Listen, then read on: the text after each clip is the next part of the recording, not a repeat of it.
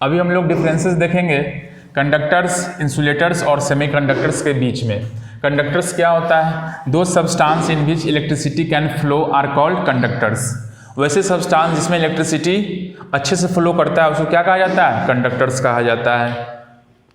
दो substance in which electricity can't flow, जिसमें electricity नहीं फ्लो कर पाता है उसको इंसुलेटर कहा जाता है। और सेमीकंडक्टर, दो substance which have conductivity between conductors and insulator, जिसकी कंडक्टिविटी कंडक्टर और इंसुलेटर के बीच में हो उसको क्या कहा जाता है? सेमीकंडक्टर। कंडक्टर्स का एग्जाम्पल की बात करें तो मेटल, जो भी मेटालिक सब्सटेंस है सबके सब क्या होते हैं? कंडक्टर होते हैं। Iron, copper, silver, gold, aluminium. एक नॉन मेटालिक सब्सटेंस होता है ग्रेफाइट, वो भी इलेक्ट्रिसिटी को बहुत अच्छा कंडक्ट करता है। एलॉय में नाइक्रोम, मैंगनीन, कॉन्स्टेंटाइन। इंसुलेटर के एग्जाम्पल में हम बात करें तो glass, ebonite, rubber, plastic. Semiconductor के एग्जाम्पल सिलिकॉन, जर्मेनियम। अब सवाल ये उठता है कंडक्टर इतना अच्छा इलेक्ट्रिसिटी को कंडक्ट कैसे करता है? तो कंडक्टर्स के पास कुछ फ्री इलेक्ट्रॉन्स होते हैं जो न्यूक्लियस से बहुत लूजली बाउंड होता है। न्यूक्लियस से बहुत लूजली बाउंड होने की वजह से वो थ्रू आउट द सब्सटेंस बहुत इजीली मूव कर पाते हैं। और वही चीज़ एब्सेंट होता है इंसुलेटर के पास। इंसुलेटर्स में नंबर ऑफ फ्री इलेक्ट्रॉन्स मौजूद नहीं होते हैं, नंबर ऑफ फ्री इलेक्ट्रॉन्स नहीं होते हैं, और जो इलेक्ट्रॉन्स उसके पास होता है वो बहुत टाइटली बाउंड होता है न्यूक्लियस के साथ। इस वजह से इसमें आपका इलेक्ट्रिसिटी फ्लो नहीं करेगा। और सेमीकंडक्टर्स जो होता है उसकी कंडक्टिविटी इंसुलेटर और कंडक्टर के बीच में होती है, मतलब number of free electrons conductors के मुकाबले उसमें कम होगा। ठीक है। अब यहाँ से एक चीज़ ये उठ के आता है कि अभी जैसा कि मैंने बताया कि हेयर कॉम्ब वाला एग्जाम्पल में हमारा जो कॉम्ब था वो चार्ज हो जा रहा था, इबोनाइट रॉड हमारा चार्ज हो जा रहा था। तो जब चार्ज हो रहा है, इलेक्ट्रॉन्स का फ्लो हो रहा है, तो फिर ये सारे सब्सटेंस में इलेक्ट्रिसिटी फ्लो क्यों नहीं करेगा? तो यहाँ से कंसेप्ट उठ के आता है स्टैटिक इलेक्ट्रिसिटी का और करंट इलेक्ट्रिसिटी का।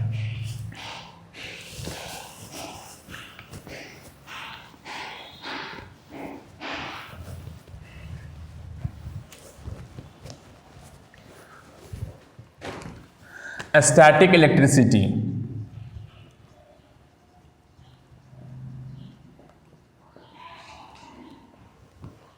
और दूसरा current electricity.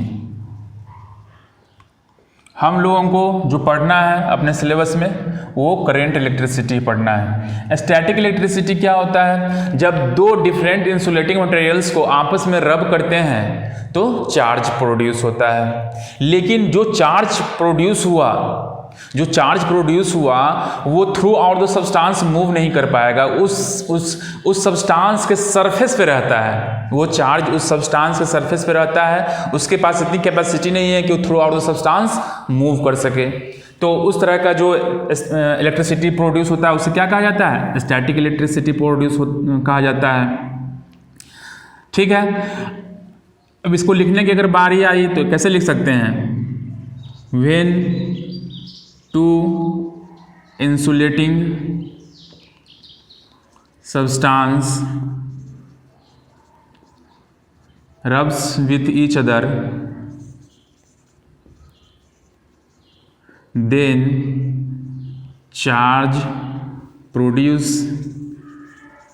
But this charge can't flow throughout the substance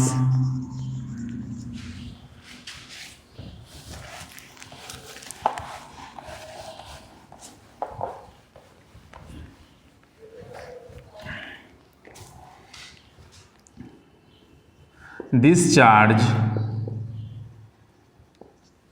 resides on the surface of substance, उस सब्सटेंस के सरफेस पे ही मौजूद रहेगा। ये जो स्टैटिक इलेक्ट्रिसिटी होता है इसको अनकंट्रोल्ड माना गया है, अनकंट्रोल्ड होता है। और कब होता है? कभी कभार होता है। एंड इट अकर्स स्पोरैडिकली, कभी कभार होता है। ठीक है। अब करेंट इलेक्ट्रिसिटी क्या होता है? फ्लो ऑफ चार्ज, चार्ज का बहना ही करंट को जन्म देता है, या फिर थोड़ा सा और अच्छा से बोले तो flow of electrons is called current electricity. तो ये क्या होगा? Through out the substance flow करेगा। ठीक है। इसके बारे में नॉर्मली हमारा करंट इलेक्ट्रिसिटी क्या होता है? कंट्रोल्ड ही होता है। हमारी गलती से कभी कभी करंट इलेक्ट्रिसिटी अनकंट्रोल्ड हो जाता है, जिससे हमें काफ़ी नुकसान भी होता है। ठीक है। कंट्रोल्ड होगा and used in many phenomena, और बहुत सारे फिनोमेना में इसको यूज किया जा सकता है। एग्जाम्पल की अगर बात करें तो वही हेयर कॉम्ब वाला एग्जाम्पल दे सकते हैं, इबोनाइट